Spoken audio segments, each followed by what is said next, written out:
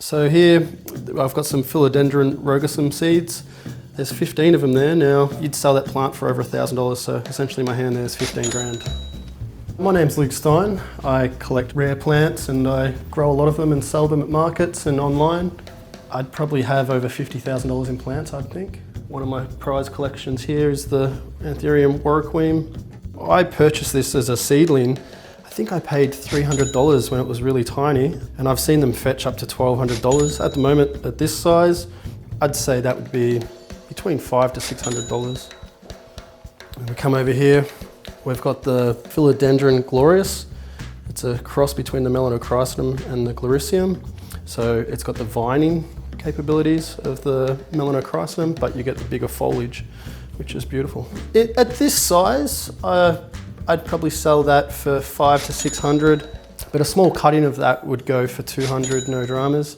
So there's a few reasons I believe that plants are expensive. Is one, it all depends on whereabouts you live in the world, to how hard it is to grow the plant. Some plants are hard to import, so it makes them rarer as they haven't been around here for very long. Also, I have some plants that I sell for a lot of money, and then a couple of months down the track, the market will drop for that plant because the market's been flooded with that type of plant. So this gorgeous palm here is a Lycaonia elegans. Very slow grower. I reckon I probably get 2 to 3 leaves that come out of this every year. I think I've seen them for around $800 of this size. My cactus here is one of my first plants I ever purchased. When I first got it, it was only at this height here. I've had it for about 7 years now. I paid a couple $100 for it back then, so I have no idea what it's worth now, but I'm sure it's a lot more than what I paid for it.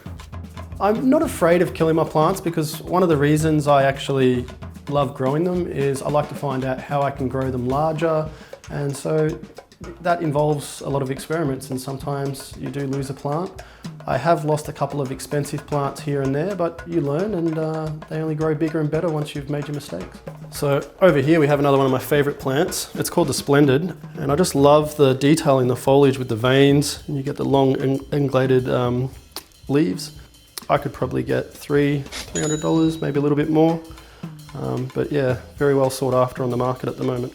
These are some of the plants that I have in my apartment, but I also have a greenhouse, and I bring back and forth boxes of seedlings for sale and other plants that I'm growing. So these are some of my seedlings, or small cuttings. Basically, each one of these tubs is holding over 100 plants, and you're looking at around $5 grand starting price per tub.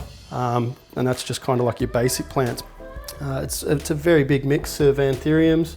We've got some Regal crosses, some Candelabra, Magnificum, Hoffmanni Forgetii. I do have a few Warwickweems, Viettii King here, and I've got the Permanece here. I'm not afraid of anyone coming to steal them from my apartment, but I don't let people know where my greenhouse is for that exact reason.